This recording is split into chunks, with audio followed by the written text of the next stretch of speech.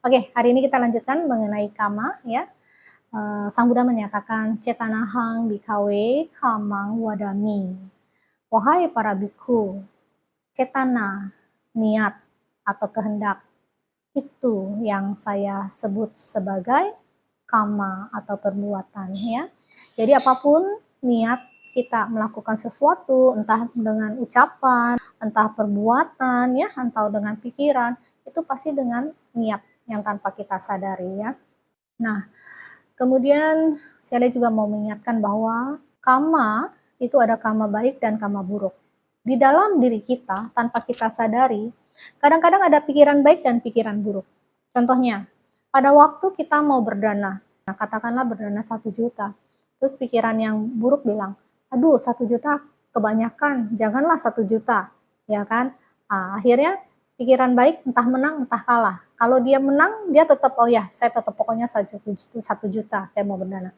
Tapi kalau pikiran baiknya melemah, ah ya udahlah, kurangin aja lah, jadi hanya 100.000 aja dananya, seperti itu ya. Nah ini sebenarnya baik dan buruk itu ada di dalam diri kita. Tinggal bagaimana kita belajar mengolah batin kita, supaya yang baik itu selalu menang terus. Tapi kalau kita nggak selalu memupuk baik yang menang terus, lama-lama yang buruk ini yang menang terus gitu. Ya, tugas kita di dalam kehidupan ini adalah bagaimana memenangkan kualitas batin yang baik lebih menang daripada kualitas yang buruk ya. Kualitas yang buruk itu seperti kotoran-kotoran batin kita, kilesa-kilesa kita. Ini yang kita harus kurangi. Nah, hingga pada saat nantinya kama baik dan kama buruk ini akhirnya sudah tidak kita lakukan lagi. Kita sudah melampaui kama. Kita sudah menjadi arahat ya. Arahat itu sudah tidak melakukan kama lagi. Apapun yang dilakukan oleh seorang arahat itu hanyalah sebagai fungsi saja atau disebut fungsional ya, kiriya seperti itu. Nah, seperti tadi saya bilang, kadang-kadang kama itu kita bisa lakukan hanya dengan pikiran ya. Misalnya, saya mau berdana, besok saya mau berdana. Tapi habis itu nggak ada energi yang cukup kuat untuk kita bisa merealisasikan berdananya. Berdananya hanya keinginan, habis itu hilang.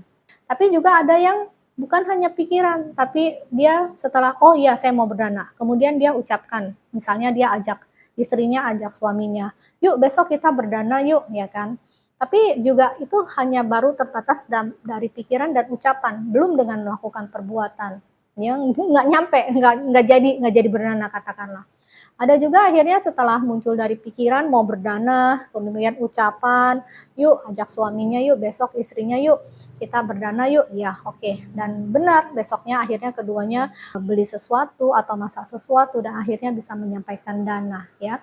Jadi dana itu harus dilalui dengan 3 pintu. Pasti otomatis juga kualitasnya berbeda-beda ya. Kalau sudah sampai di perbuatan itu kan berarti sudah banyak usaha yang dikerahkan ya. Itu yang disebut sebagai kama kita bisa lakukan dari 3 pintu. Nah, kama melalui 3 pintu itu juga misalnya dalam prakteknya sehari-hari misalnya, jangan membunuh ya. Jangan membunuh itu kan berarti melakukan dengan perbuatan ya. Perbuatan-perbuatan ini juga itu kita hindari. Ini karma-karma buruk yang harus kita hindari. Ataupun dengan ucapan berbohong melalui ucapan saja ya. Ini pun juga karma-karma buruk yang kita harus hindari ya. Kemudian juga atau karma buruk yang dilalui melalui pikiran, itu misalkan iri ya, iri dengan orang punya lain, menginginkan milik orang lain, seperti itu juga karma buruk yang dia melakukan melalui pikiran. Nah, karma-karma buruk ini harus kita atasi ya, harus kita cegah, harus kita namanya ada pengendalian diri. Pengendalian diri untuk perbuatan dan ucapan kita bisa lakukan dengan menjalankan sila, menjalankan moralitas kita yang baik, Pancasila kita jalankan. Ya, misalkan tadi kan membunuh ya, ini kita panatipata, weramani, sikap padang sama diami ya, saya menahan diri untuk membunuh makhluk hidup gitu ya. Juga musawada, weramani ya, kita berlatih untuk tidak berbohong gitu ya. Tapi untuk yang melalui pintu pikiran itu kita nggak cukup hanya menjalankan Pancasila, tidak cukup menjalankan moralitas, tapi kita harus juga melakukan meditasi ya. Nggak apa-apa kalau katakanlah umat hanya punya waktu 5 menit nggak apa-apa ya, kita coba melatih meditasi ya semampunya kita. Tapi juga kalau bisa sering mungkin, entah mungkin makan siang ada waktu sempat, cobalah meditasi 5 menit seperti itu ya. Yang di sini yang kalau misalnya agak susah untuk menghafal 10 kilesa, yang penting kita memperhatikan adalah akar, ada 3 akar. Akar loba, kalau kita serakah, kita pengen orang lain, itu akarnya loba. Kemudian akarnya dosa, kalau kita suka marah-marah, suka sedih, ya itu juga akarnya dosa, itu kita harus antisipasi. Atau kita bingung-bingung, ini baik apa buruk ya, baik apa buruk kita nggak ngerti, itu moha ya. Jadi hal ini kita harus antisipasi. Semoga kita akarnya bukan akar yang tidak baik, akar loba dosa moha, tapi akar yang baik yang kita punyai adalah aloba, adosa, amoha, ya akarnya, akar yang baik yang kita miliki. Sehingga nanti kalau kita punya 3 akar yang baik, itu kita mudah-mudahan menjadi namanya tihetuka. Tihetuka pugala. Maksudnya orang yang punya 3 akar. Kalau orang yang punya 3 akar ini biasanya untuk bermeditasi bisa ada pencapaian-pencapaian yang bisa dicapai orang yang memiliki 3 akar ini gitu ya. Nah, sekarang yang Siale ingin tekankan lagi adalah kita harus tahu yang disebut kama baik apa, kama buruk apa ya.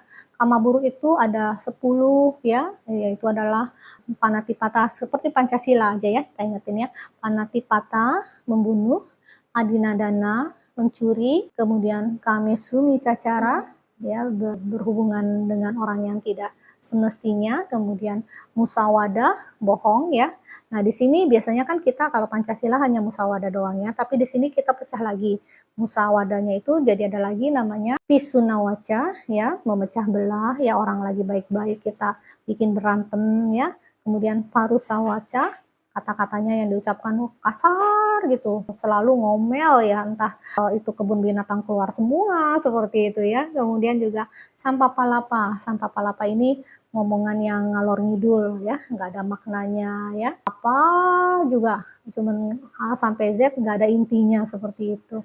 Nah, kemudian ini kita harus antisipasi dengan menjalankan sila kita. Sedangkan yang ketiga di sini ya, juga ini melalui pikiran, yaitu adalah abija. Ya, abija itu pingin milik-milik orang lain gitu, pingin gitu ya. Kemudian juga biapada itu kita ada niat jahat dengan orang lain ya. Pada saat kita muncul niat jahat, itu kita juga harus waspada. Kemudian micaditi pandangan salah mengenai apa? Tidak percaya hukum kama, tidak percaya kepada Buddha, Dhamma dan Sangha ya. Juga hasil-hasil kama nggak percaya ya. Ini yang disebut micaditi. Nah, 3 ini kita harus atasi dengan belajar Dhamma, dengar-dengar Dhamma ya.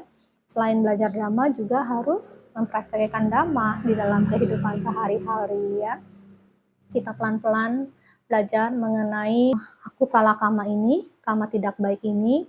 Nah, supaya kenapa? Setelah kita kenal yang disebut perbuatan tidak baik ini, kita melakukan pengendalian diri. Pada saat kita mengendalikan diri, tidak melakukan perbuatan-perbuatan buruk, ya, aku salah kama, itu kita sudah melakukan perbuatan baik atau kusala kama. Semoga kita sehari-harinya, walaupun pelan-pelan, tapi tetap terus memupuk. Yang kita pupuk adalah kebajikan-kebajikan. Ya, kita tekan walaupun pelan, tapi kita tekan keburukan-keburukan. Semoga kualitas kita, hidup kita itu jauh lebih baik dengan adanya pemahaman kama seperti ini.